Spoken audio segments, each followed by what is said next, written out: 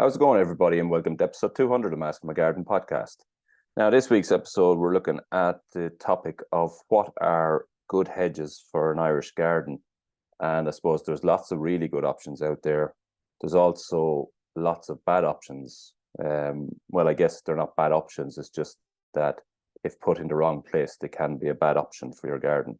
So we'll chat about what are good hedges, where will they grow, what's a suitable hedge for certain locations or for certain uses.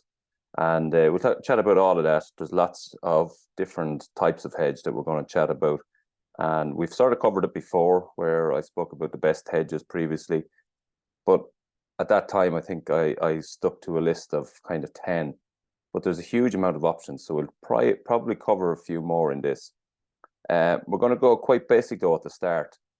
And when someone says, what's a good option for a hedge?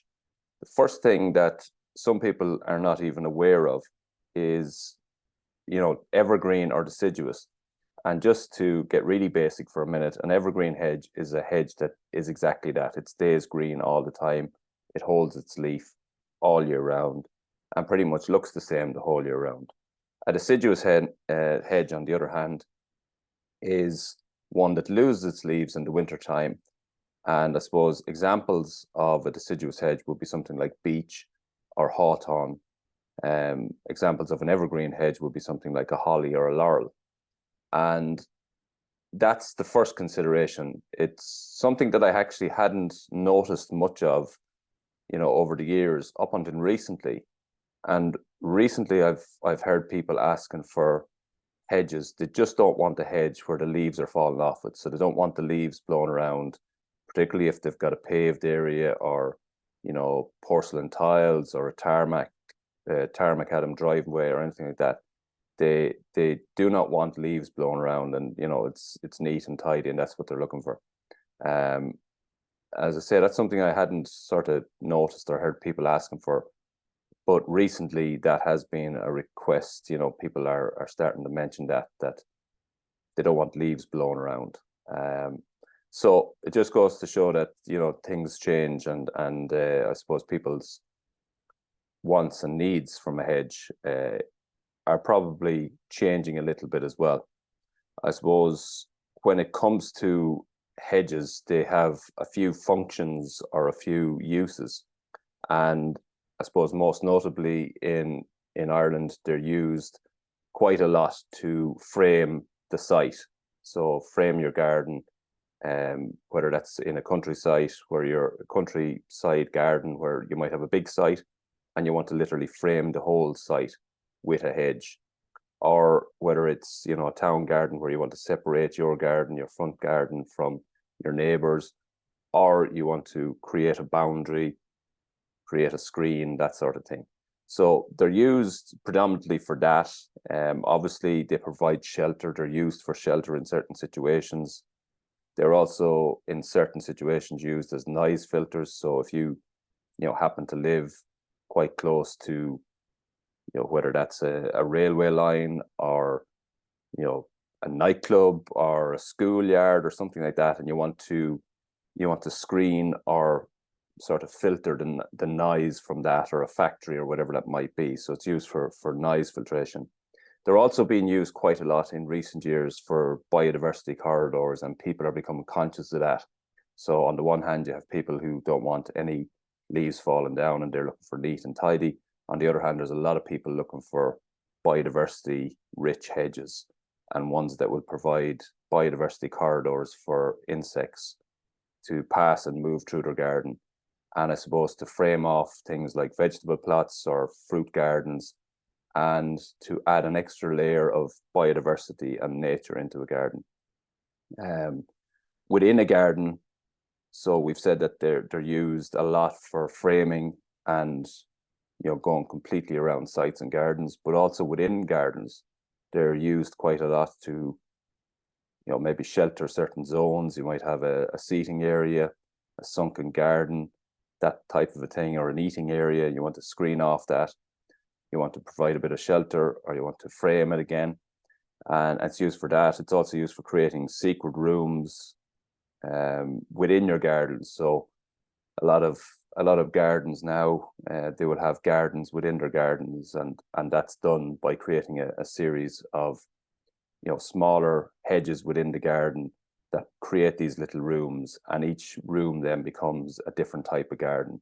I suppose most notably on Monty Don's garden, you know, in Gardener's World, he has different sections that are hedged all around them, and each section then becomes a new garden of some sort, whether that's an oriental garden or a, you know, a bog garden, whatever sort of a fruit garden, vegetable garden, whatever it is. It's boxing off these different zones, and then each one then becomes a separate type of garden with a different identity within that.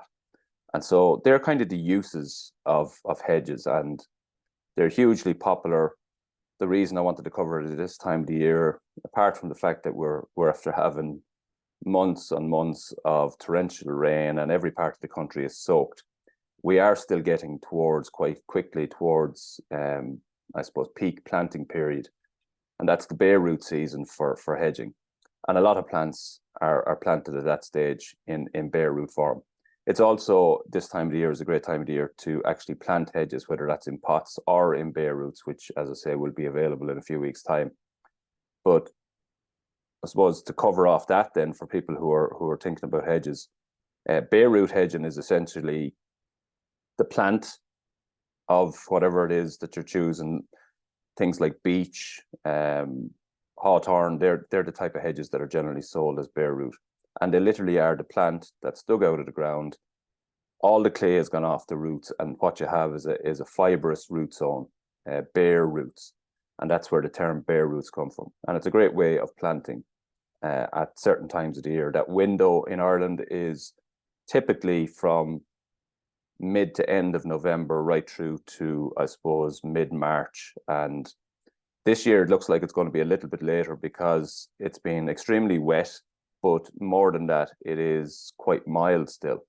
And so a lot of hedges, they've got no frost or little or no frost yet within Ireland, and they are still holding onto their leaf. And so what happens is the growers, they can't dig that until the plant has gone fully dormant. So it's looking like at this stage that it's definitely going to be, it looks like the end of November before you'll really start to see bare root plants coming available on the Irish market. And a lot of those will be Irish grown plants, but there will be a lot of them brought in from particularly Belgium and Holland as well. And as I said, that's a good time of the year for planting bare root. There's going to be a lot of demand, I guess, this year on bare root plants because the new Department of Agriculture scheme, Acres, is encouraging and supplementing farmers to plant trees and plant native hedging. And so I think that it's anticipated that there'll be 3 million plants planted on that scheme, you know, over the bare root season this year, which is a hell of a lot of plants. And I guess that doesn't take into account at all anything that, you know, home gardeners will be doing, or town councils or landscapers or whatever.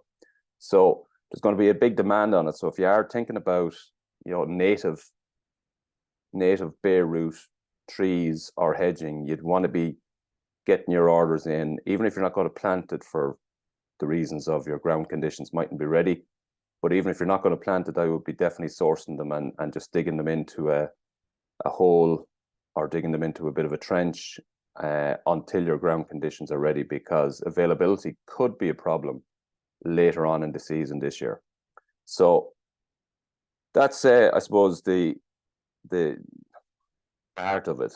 What you need to consider when you're looking at a hedge is, and I suppose people sometimes look at this through quite a narrow vision of what it is that they're looking for. They have a look or an aesthetic in their head, and you really need to broaden your thinking on this when you're considering your hedge. So you need to consider things like your soil, is your soil type, your area, is it wet or is it dry, is it waterlogged? That's a really important consideration. It's important to know that, because this is the difference between something being successful or something being underwhelming, and in some cases, in worst cases, I guess, some of the hedge dying. So be aware of what your soil type is, be aware of your soil conditions, Is it wet, dry, heavy, loamy, waterlogged in any particular areas? And then you'll choose a hedge based on that. Your site, as in, is it windy? Is it a particularly cold site? Is it inland? Is it coastal? There are other considerations. Coastal areas, they'll get less frost, so they're going to be able to grow, I suppose, more tender plants for hedges, but they will get a lot of wind and a lot of salty spray from sea coastal winds, and that can be a consideration. So it's important to know those things. And I think one of the most under sort of thought about considerations at this stage is how often you'd like to be cutting that hedge, or not like to. How often will you need to cut that hedge? And that is a big consideration. So a lot of hedging plants, if you want to keep them in a sort of a formal looking, neat, tidy hedge, 1 cut a year is going to be fine. But then there's lots of other ones that they will need a minimum of 2, possibly even 3, 4 cuts a year to keep them looking in that formal look, if that's what you're going for. Now, you may not be going for that look, but that's an important consideration. It's an important consideration for now when you're planting it. But even thinking down the road, if this is your forever home that you're putting your hedge around, or potentially your forever home, and say you're putting in a hedge that you want to let grow to a final height of 7 foot, 6 foot, 7 foot, and that's going to need 3 cuts a year. Well, that might be fine while you're young and hale and hearty, but it's not going to be so easy to do that when you're getting on in years. And that's an important consideration as well. So just bear that in mind, ask that question. And as I say, it may not affect you at all now. You might be quite happy to go out and do your 2, 3 cuts a year, but would you be happy to do that in 20 years' time, 30 years' time?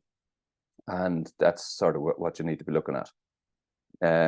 Most hedges are going to be there for the long term, if maintained, if looked after. In some cases, if they don't pick up certain diseases, they will be there for that length of time. So you do need to have a look, obviously, in the short term, what your ground conditions, your soil conditions, your area is like.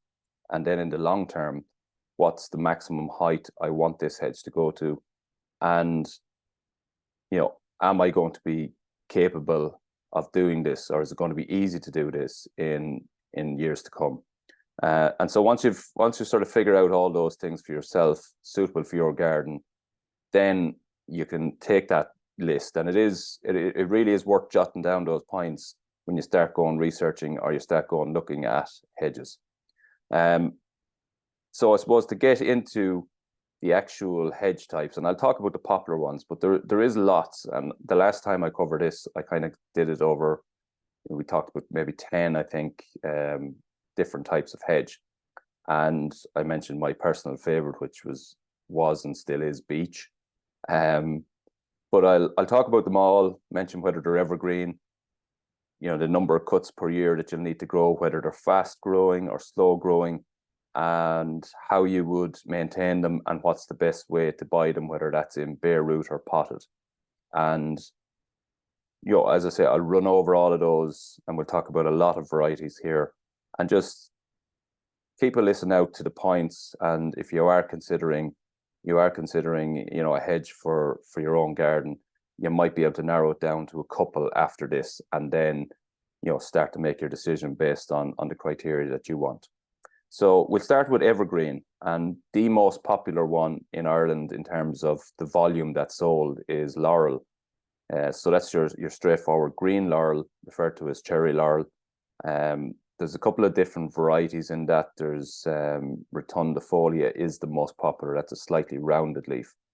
And laurel is evergreen, so it stays green all year round. It looks the same all year round. Will grow pretty much to any height that you want it to grow. So if you wanted it to grow to 10 foot, 15 foot, it could do that. Typically, though, it's best kept at sort of 4 or 5 foot tall. And, you'll be able to keep it neat and tidy and full to the bottom. And I think that's an important consideration. A lot of the time, you can get hedges to hit a certain height. And especially in the earlier years, you might want it to grow to a certain height, and you let it get there, and then you start clipping it. But you're better off actually after planting to keep cutting the top off it for a year or two, make the base fill out so that you have this solid, sort of wall of a hedge that then you can let go up to your desired height. And that's a really important tip, is to as soon as you start planting and you get a little bit of growth on top, is to start topping it to make it fill out at the bottom. Laurel, as I say, the most popular one in Ireland, can grow to whatever height you really want it to grow to, and can be kept to a reasonably tidy shape.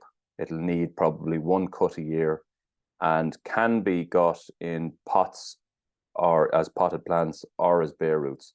Typically, though, I would be saying for that one, unless you're in really good dry soil, I wouldn't be going with bare root for laurel. It does okay, but I find that the potted laurel would just take off a little bit better. Then for the next one, it's Portuguese laurel, and I spoke about this the last time. As it stands today, that is one of the most popular, and I suppose one of the best hedges that you can grow. It's fast growing. It's a smaller leaf than a green laurel. It's a darker leaf and looks tidier when trimmed. So it's a really, really nice hedge. I mentioned it the last time. It's one of my favorite hedges currently. I'd always be concerned though when you have a hedge that's in full, I suppose, vogue, which it is for the last couple of years. It's one of the most popular for the last couple of years, but it kind of came from nowhere. It's only in the last sort of 5 years that it has got really, really popular. And sometimes you'd like to see a hedge around for a longer period of time, just to make sure that there isn't any kind of diseases or any issues with it. So far, there isn't anything major. There's a couple of little bits and pieces, but nothing major. I have one here. It's really, really healthy. It's there probably around the 5-year mark now. It's really fast growing, great hedge, one cut a year, good, thick, dense hedge, and yeah, looks really well. Can also be kept quite neat. So if you're in an urban area, it can be kept quite neat, and it's a great hedge from that point of view. I've never seen it actually bare root. I'm sure it is, but I wouldn't be looking to plant that bare root. I'd always be going potted with Portuguese laurel. And Portuguese laurel, you're going to be going in a meter, you're going to be going about 2.5 plants per meter. So that's kind of your rule of thumb there. The next one on the list again is evergreen. It's a brilliant hedge. It's Taxus baccata, or yew. And you can there's the green version, and there's the kind of goldy or yellow colored one. And they're both beautiful hedges, can be kept really compact. So they can be kept compact, or they can be let grow tall. Very slow growing. That's the only thing to say on it. So if you're looking for something that's going to give you quite a big, fast impact, then yew is not going to be it. But a really, really fast, a really, really good hedge. Other consideration, the clippings from it are poisonous. So after it's cut, that's when it's the cuttings can be dangerous. So just watch out for that one, and be aware of it. Again, you're looking at about 2.5 plants per meter, and a really good plant, slow growing, beautiful, can be kept really compact, really neat. Ideal for internal hedges as well, around, say around patios, that sort of thing, or creating little gardens, little areas. Is a really, really good hedge for that. Another evergreen hedge, again, I have some of it here, is Griselinia. A really good hedge. It's fast growing, a light kind of limey green color, evergreen, so stays the same color all year round. Again, one cut per year is sufficient with it, and that cut is actually a really easy cut. It's quite an easy hedge to cut. That's an important consideration as well, is that some of them are, they can be quite woody and quite hard to cut, but the likes of the Griselinia is a really easy hedge to cut. The only The only, I suppose, potential downside with it, and it's one to bear in mind, is that Griselinia was traditionally, and is, I guess, still seen as more of a seaside hedging plant. And the reason being is it doesn't like heavy frost. Now, we typically are not getting heavy enough frosts, over the last number of years to do damage or to do any extensive damage to a Griselinia hedge. That being said, in 2010 and 2011, we had those two really harsh winters. And I know there was an awful lot of, Griselinia hedges in inland Ireland that got killed. And these were mature hedges. And basically we had 5 weeks of continuous frost with no thaw hardly at all. And that just killed so many mature hedges. And that's very, very frustrating. So I would be careful of that at this stage. As I say, it's now 2023. The last time we had a frost that was of that magnitude was 2011. So it's not something that happens regularly. Having said that, if you have a hedge that you've put 10 years of growth into, which a lot of people did at that stage, and then all of a sudden you get an event like that and your hedge gets wiped out, then you're starting from scratch again, which is very, very frustrating. And I know that did happen. It happened up in my mother's garden. She had a well mature, it was definitely there 10, 12 years, Griselinia hedge. It was in fantastic shape. It was growing really well. It was lovely, tidy, tall. It was exactly what you wanted. And then 2010, 11, it was just taken out. Now, occasionally I have it here, just a small bit around the front of a house, and basically occasionally you get a little bit of a blackening on the end of the leaf tips on new growth, but I have never had anything extensive. But I still wouldn't plant it as my main hedge around a whole site. Very good hedge, but I would just always have that concern in the back of my mind. As I say, it's not a regular occurrence, but it does happen and can happen. And if you've put 10 years growth into it, or you've had it for 10 years work, and then you end up starting from scratch.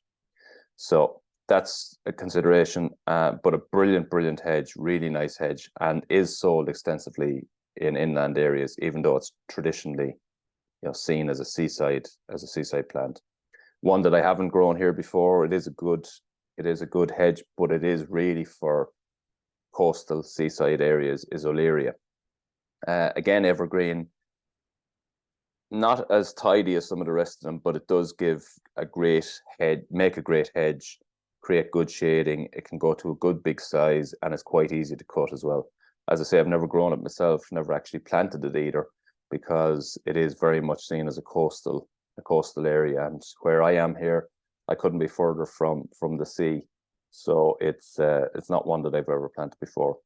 The next one is a very obvious one for people. It's buxus, and buxus is a brilliant hedge for smaller areas. So if you're, that traditional boxing off or edging of flower beds, of creating formal walkways, was traditionally done with buxus. We've spoke about it before. Obviously, there's the potential issues now around buxus moth and buxus blight, and they're something that weren't and wasn't a consideration, say, 10 years ago. And that's what I was saying, just in relation to something like Portuguese laurel, something that wasn't an issue for buxus 10 years ago is now a big issue, and is causing a lot of people, I suppose, to move away from it in terms of planting, but also it's causing a lot of people who have it quite a bit of work and quite a bit of maintenance to ensure that they can keep it healthy while it's vulnerable to these, pests and diseases that are out there. And that wasn't, those hedges that were planted, buxus hedges that were planted 20 years ago, 30 years ago, 50 years ago, buxus blight, buxus moth just wasn't even in the equation. It wasn't an issue, and has since become one, has spread from other countries, and now is, it's a real threat to that hedge. So it's something to be aware of. And then there's certain hedges that have been planted here for hundreds of years and have never seen or had any issue whatsoever. And, that's a good solid option when you're looking in the long term. So Buxus is, as I say, super plant, super hedge. If you're looking for that neat and tidy, that formal look, for creating small, low-growing paths along, or low-growing hedges along pathways, or around flower beds, or along borders, that sort of thing. That's where, Buxus comes into its own. It can be clipped and would need to be clipped at least twice a year. But again, it's really easy clipping. It's really, really simple to cut. Looks really formal, and it has that nice look. So that's Buxus. Another low-growing hedge that's very, very little used, but is quite useful, is Berberis. And you get different ones. There's Autopurpia, which is a purple-leafed one. And then there's the green ones. They will have berries. Will have berries a certain time of the year. I guess they're not planted because they are notoriously thorny. And when you get a pinch of one of those thorns, it can be quite sore for a number of days. So that's probably the reason why they're not popular. But in terms of creating an actual hedge, they do create a really, really good hedge. More on the low growing side. So you're not going to get this now if you want to, I suppose, frame off your site. It's not going to be one that you're going to get to 6 foot, 7 foot. It's more of a smaller hedge for boxing off certain areas. Good hedge though. Another hedge that gets a lot of mention is Cotoneaster Coral Beauty. That's again an evergreen, has flowers in the springtime, has berries in the wintertime. Really good hedge. I suppose it's a really nice leaf on it. It's a really small leaf, really fine leaf. That will need 2 cuts a year though to keep it tidy. And if you're looking for that real formal look, that's what's going to be needed. The only thing I'd say, and we'll talk about it on some of the other flowering ones, if you're looking to keep a really formal hedge, then you're going to need to cut it, once, twice a year to keep that formal look on it. But sometimes if you have, say, a berry or a flowering hedge, by giving it the cuts that you need to keep it looking formal, you're maybe losing the benefit that we're trying to get. So that's something just to watch out for as well. But a really good hedge, Cotoneaster, Coral Beauty, Coral Berry is one that certain people mention a lot, and they're the same hedge basically, but they're evergreen, flowers and berries, hardy, will grow to 7-8 foot tall and be kept nice and tidy at that. Easy to cut, but will need a couple of cuts a year. The next one on the list is, again, another kind of one that isn't used a lot. It's Tuia plicata, and that's a conifer, or a conifer type plant. So I suppose the most famous of those conifer type ones was the horrible Lalandi that was grown years ago, and that's completely gone now, or 90% gone. You will still see it being used more in, I suppose, industrial settings, but never much anymore thankfully, in urban or in, I suppose, private garden settings. It's generally used for, farming, farmyards, screening off farmyards and things like that. But it was a horrible hedge.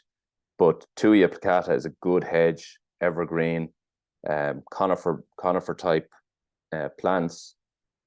Easy to cut. One cut a year is going to keep it good, and hardy as well, so it will grow in most soils, and it creates a good solid wall. The only thing I'd say about it, not, the likes of a hedge like that is not ideal for nesting birds. They're quite hard to get into, so they won't really get into that. And then it doesn't offer much else in terms of biodiversity. So probably not the best choice in terms of biodiversity, but still a really good hedge for creating a good solid block, if that's what you're looking for. Again, another hedge that would be underutilized, would be seen as old-fashioned, is privet. And it does need a couple of cuts a year, so you're going to need 2 to 3 cuts a year to keep it, if you want to keep it in that formal look. And if you don't keep it in that formal look, it gets quite leggy and can look, sort of bare at the bottom and have, that sort of a loose look on it, which is not what generally people are looking for from a hedge. So but a really good and underutilized hedge. There's the green privet and the golden privet, and both of them, easy to cut, 2 or 3 cuts per year, keeps them nice and neat, and they will go to whatever kind of height you want, 7, 8, 9 foot, they can go to that sort of height, or alternatively they can be kept to 2, 3 foot. So they're quite versatile, underutilized, I would say. They're definitely a really, really solid hedge to have,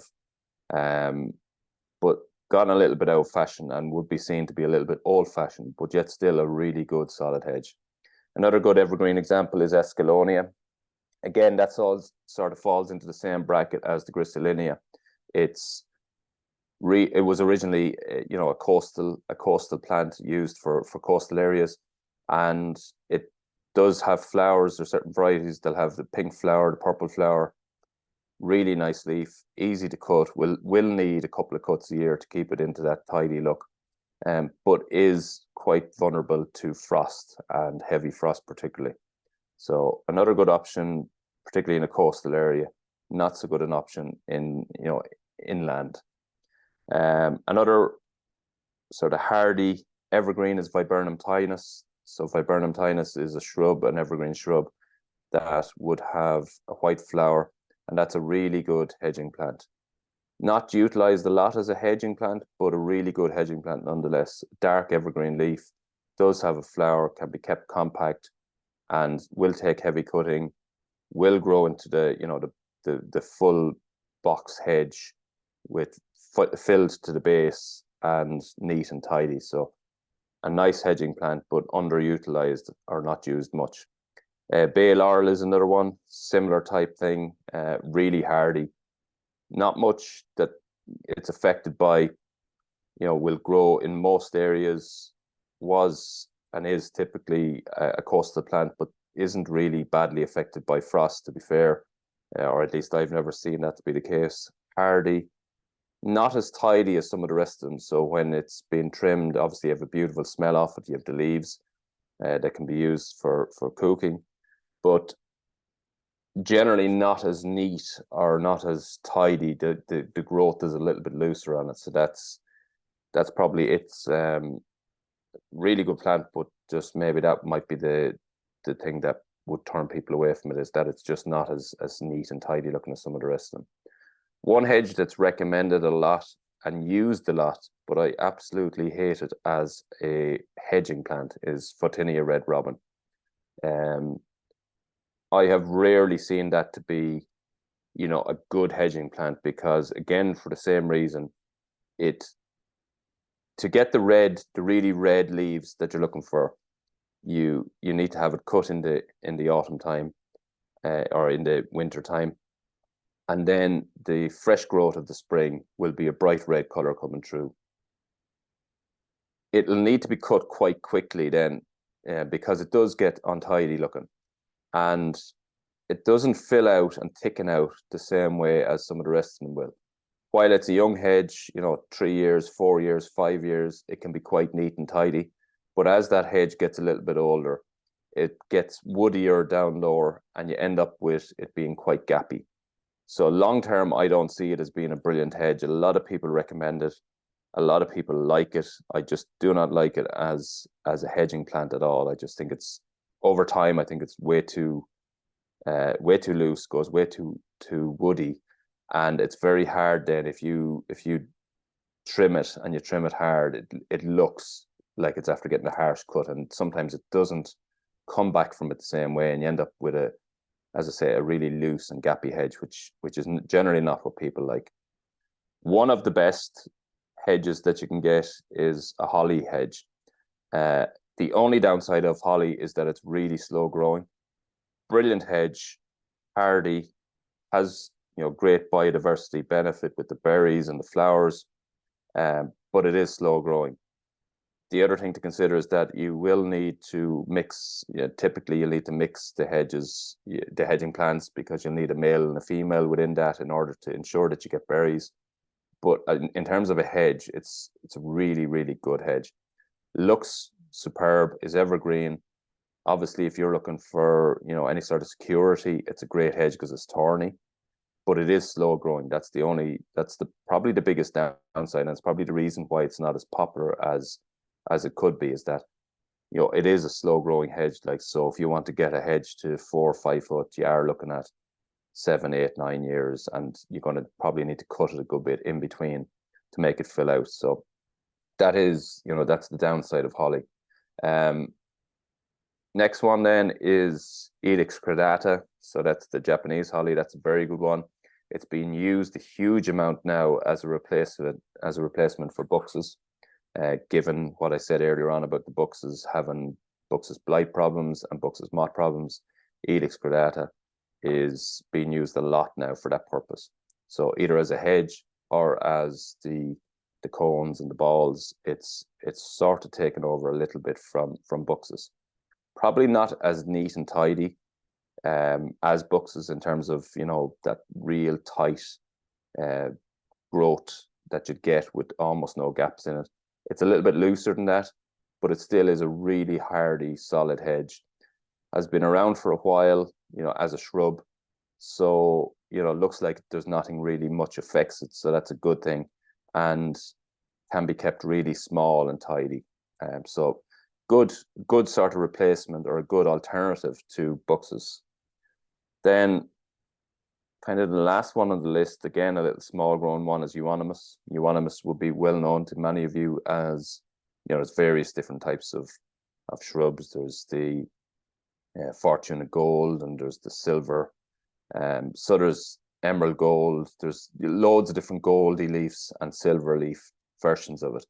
And there's one called the small growing ones, the microphyllus. They're the ones that are typically used for hedges, and they're going to be ones that you're going to be keeping kind of 2 foot, no more than 2 foot high. But they are colorful, either, as I say, in the variegated leaf yellow color, or the variegated leaf silvery color. So, but really good options there in that.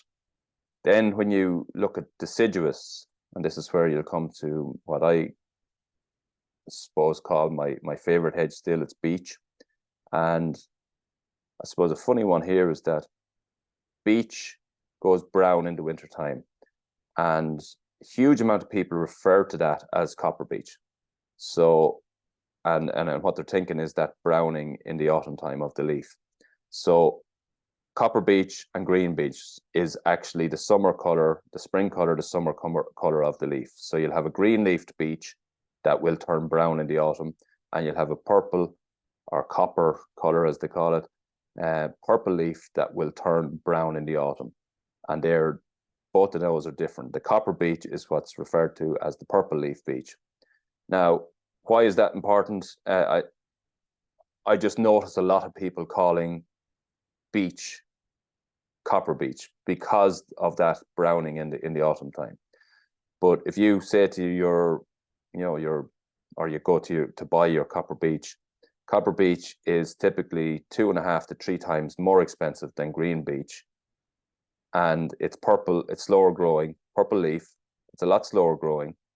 It's a lot more difficult to establish, and if you're doing a big area, it's a lot more expensive. And it is just, with some people, a misconception. So green beech and purple beech, and both of them will turn brown in the autumn. As I say, beech is my favorite hedge. The only time I don't like it is there's about a 3 to 4 week period in the springtime. What happens is, basically, when you're in full summer, you have your green leaf on, your hedge looks really nice. You get away with one good cut a year, keeps it really tidy and neat for the year. Your new growth is green. If it's green beech, it's purple. It's purple.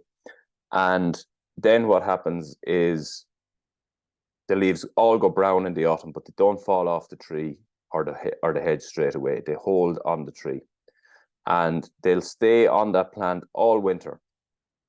That's where this solid sort of brown wall comes, and that's what a lot of people refer to being as copper beech.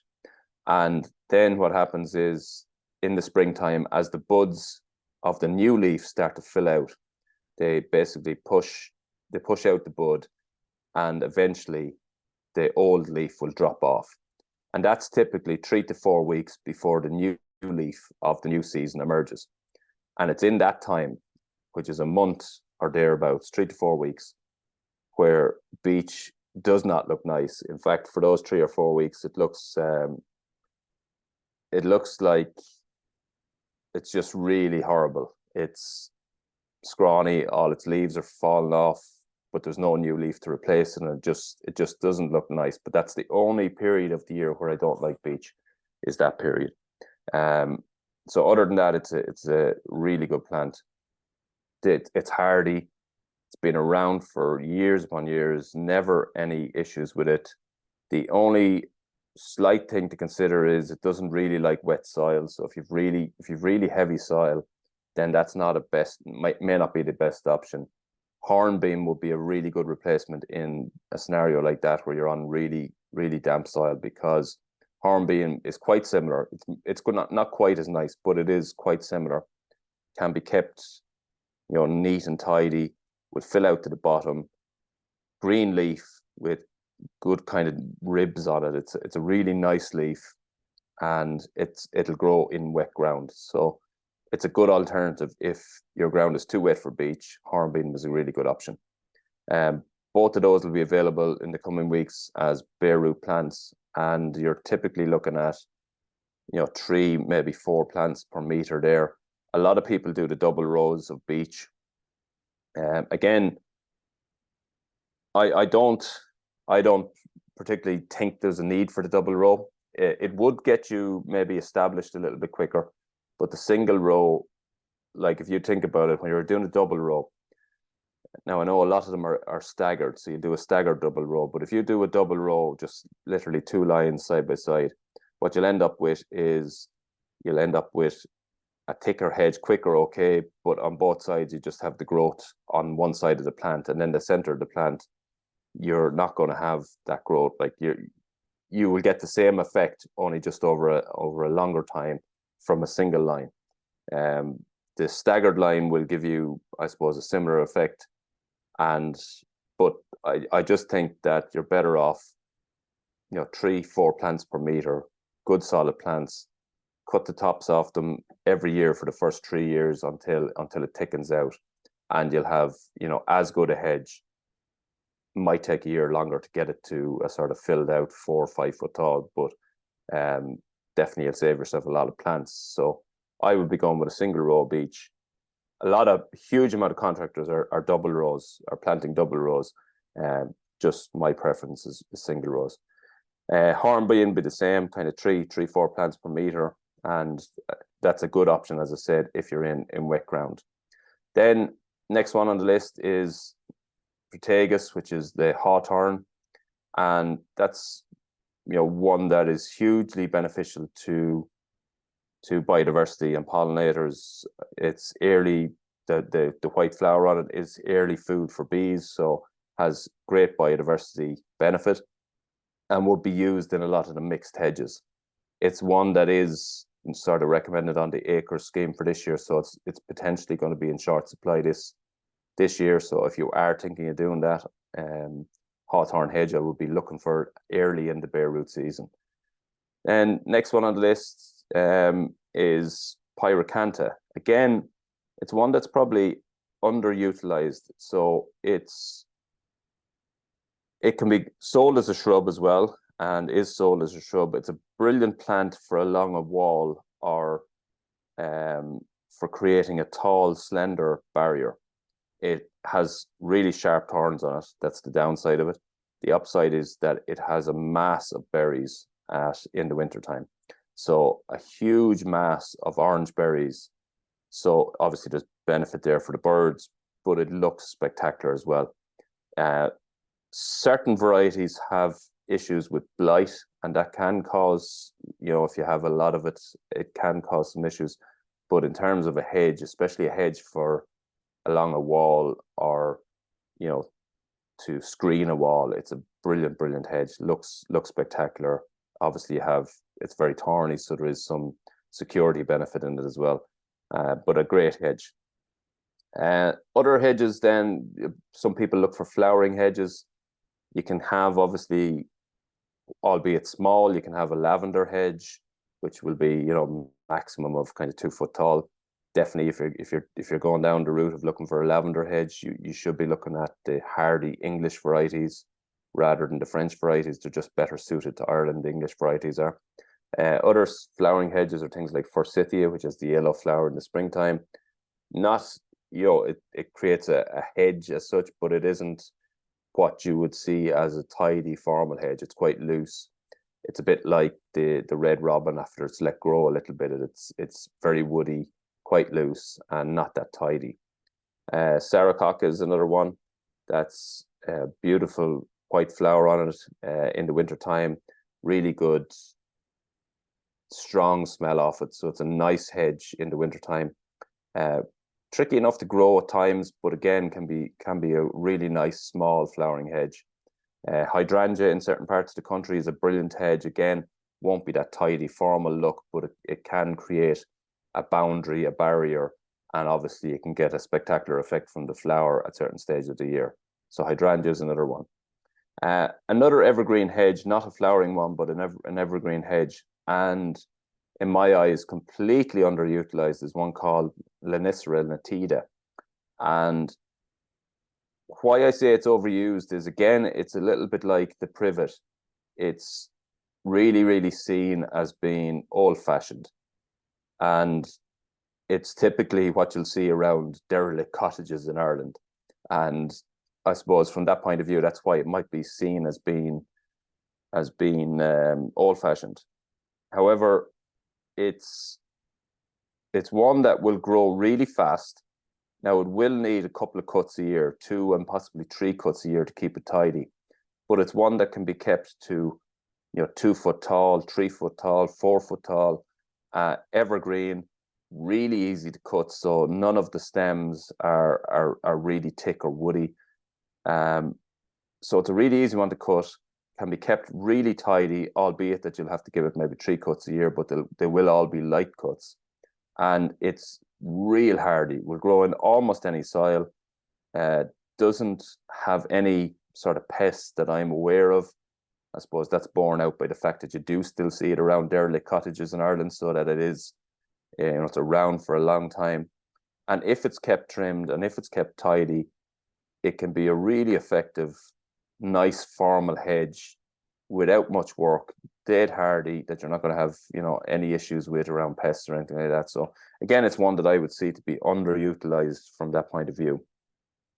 And then you have, I suppose, mixed hedges, and these are really good options now. And, you know, we've spoken about them on the podcast before. So there's different companies, Future Forests, who had on the podcast before, they sell them as a flowering hedge, which is a mix of different flowering plants. They would have hawthorn, blackthorn, crabtree, hazel, guelder rose, spindle, viburnum and, you know, they're going to give you, they're all different plants, going to give you different flowering periods, different types of biodiversity. So you'll have the hawthorn with the flower and the berry, the blackthorn with the early season flower and the slow, the hazel, obviously with the nuts.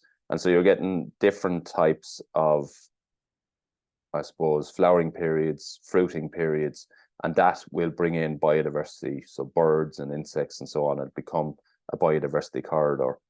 You can have, as I say, mixed flowering ones, mixed edible ones, mixed biodiversity hedges, and they're, you know, really good options. The only thing I'd say about those as well is that to really see the true effect or the true benefit of hedges like that, you probably can't keep them, you know, totally formal, as in cut tight all the time, because obviously the plants need to grow out the flower, and then the flower becomes the berry and so on, or the fruit. And if you're cutting it hard all the time, then you're cutting out those flowers, and you're not getting then the benefits. So they kind of have to be let grow out a little bit. They can be kept somewhat tidy, but they do need to be let grow a little bit and not kept totally formal. That's the only thing with those. But they're hugely popular and they're really, really beneficial for biodiversity. So they're kind of mixed hedges, and there's a good few options there, and you can mix and match them yourself once you know the plants that will go in it.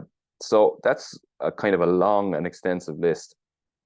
There's the critical things, as I said at the start: know your soil, know your site, be conscious of the final height that you wanted to get to, and then be conscious of the number of cuts a year that you'll need to give the hedge to, I suppose, to keep it to whatever height you're looking for. And if you feel that that's going to be a lot in years to come, then it might not be the best option. There's good solid options there probably in every, for every scenario, whether that's a small, tidy, formal hedge that you're looking for, whether it's a larger, larger hedge for screening, for I suppose filtering noise, or whatever it is, whatever it is that you want from your hedge. There's so many options out there, and just be conscious of, I suppose, the little bits and pieces that I mentioned throughout the list there of the pros and cons of some of them. We're coming up, while we've had an extremely wet time, as I said earlier, we're definitely coming up to the best time of the year for planting, and we have then, once bare root season kicks off, you have from sort of the end of November right through until mid-March, maybe into end of March for planting. So there's a window of time there. Certainly, if you're looking at anything or looking for anything that is, the native plants, because of the acre scheme, there's definitely going to be a scarcity of those coming up over the next year. So I would be looking to get those early in that window. Even if your ground is not ready for planting, I will get them and have them secured, because they are going to be scarce. So that's a long list. It's a longer list than we had the last time. There's lots of options there. I think no matter what type of a hedge you're looking for, you'll find something in there. Beech for me is still my favorite. It's just I like it, as I say, for more or less the whole year, apart from 1 month. It's quite easy to keep. It's solid to the base, looks nice, as I say, most of the year round, and it's just good solid hedge that you never really have any issues with. Lots of the other ones as well, same thing. Just you have to pick the hedge that's going to suit your garden. Here I have, just kind of for trial purposes and for different areas, different things. I have green laurel, I have Portuguese laurel, I have holly, I have griselinia, I have beech as the main hedge, and I have plans for a yew hedge. So I have lots of them here, and they all do fine. But just for the big option around the whole site, I've gone with beech, and it is a good option. So just choose the one that suits you, suits your site, suits your soil, suits the amount of cuts that you want to give it for, per year, to keep it at a certain height, and make sure and keep your eye on 20 years time, 30 years time, when you're maybe not as fit and able as you are today to do that. And then you won't go too far wrong with choosing the perfect hedge for your garden. So I hope that helps. And if you have any questions, don't be afraid to shoot me an email. See info@mastermygarden.com. That's been this week's episode. Thanks for listening. And until the next time, happy gardening.